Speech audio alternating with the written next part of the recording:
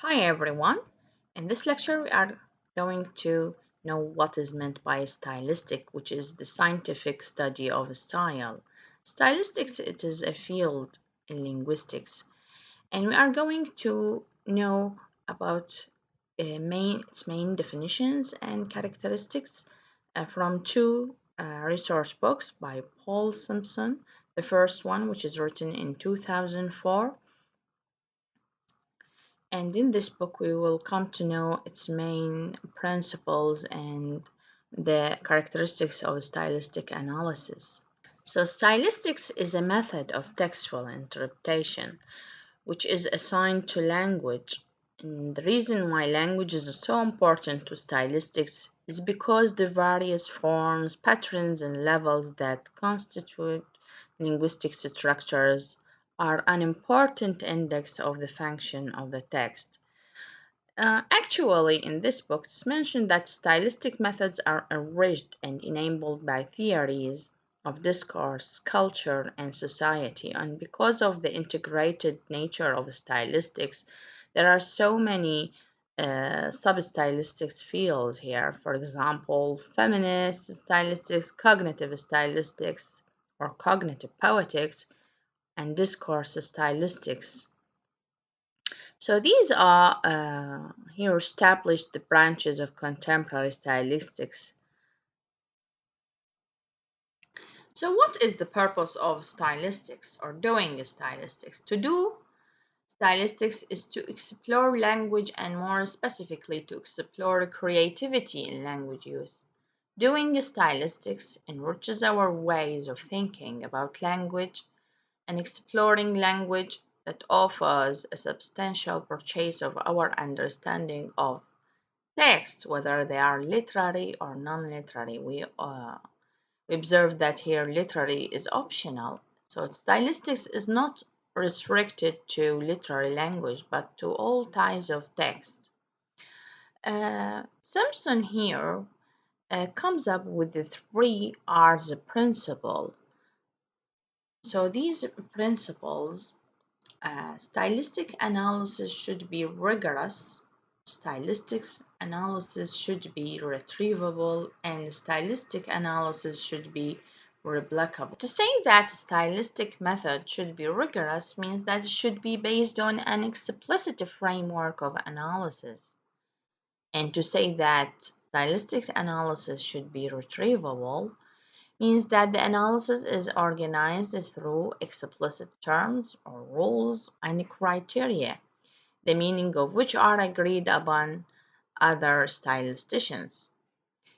And finally, to say that stylistic analysis seeks to be replicable doesn't mean that we should all try to copy each other's work. It simply means that the methods should be sufficiently transparent as to allow other stylisticians to verify them, either by testing them on the same text or by applying them beyond that text, which means that we shouldn't just repeat the same methodology of other researchers, but that the results should be very clear so we can justify the results and they must be objective.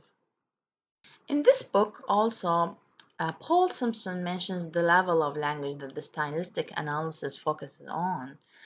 The main levels here we have the sounds of spoken language or the way words are pronounced, which is related to phonetics and phonology, and the patterns of written language, the shape of language on the page, this is related to graphology, and the way words are constructed, words and their constituent structures related to morphology.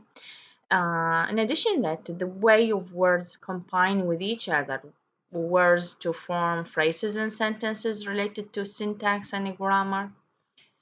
Additionally, the words we use, the vocabulary of a language related to lexical analysis and lexology. The meaning of words and sentences related to semantics, and the way words and sentences are used in everyday situations, the meaning of language and context. all related to pragmatics and discourse analysis. Though these are the main levels of language which can be integrated into a stylistic analysis when we look up for certain characteristics in certain literary or non-literary texts. So these basic levels of language can be identified and teased out in the stylistic analysis of a text, which make the analysis itself more organized, principled, and they are matching the principle of the three R's. Now we want to know what is meant by stylistics from a different source book, which is written in 2018 entitled Contemporary Stylistics Language Cognition Interpretation by Ellison Gibson and Sarah Whiteley. So in this book, it is written recently, and we can know what is meant by stylistics from a recent point of view. So, what is stylistics? Here in this book, it is defined as the integrated study of language and literature. So, one of the main characteristics of stylistics it is the integration of approaches. So, the term here refers to an integrated approach. Again, in this book, you can find the prehistorical development of the field of stylistics and even the etymology of the word and the main authors who contributed hugely to the field.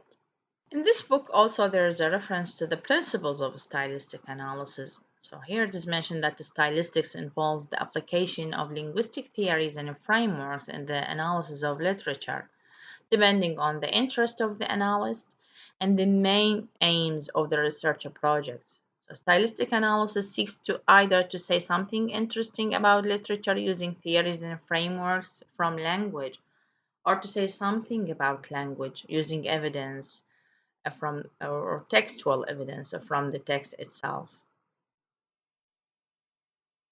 Again, the main conventions of stylistic analysis that it should be related to the three R's principles: rigorous retrievability and replicability.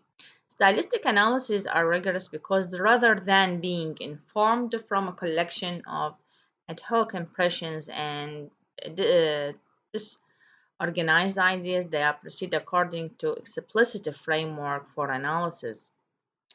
And stylistic analyses are retrievable because they make use of set of terms, set of rules or criteria that are recognizable to and agreed upon by the wider community of statisticians. And finally, stylistic analyses are seek to be replicable in the sense they seek to show you or us as readers how conclusions have been reached out. So it is important to say how in an objective way so you can could test them by yourself if you uh, if you wish to do so. Okay, so we come to know that about the definitions or what is meant by stylistics from two different source books. So this is the end of the lecture. Thank you.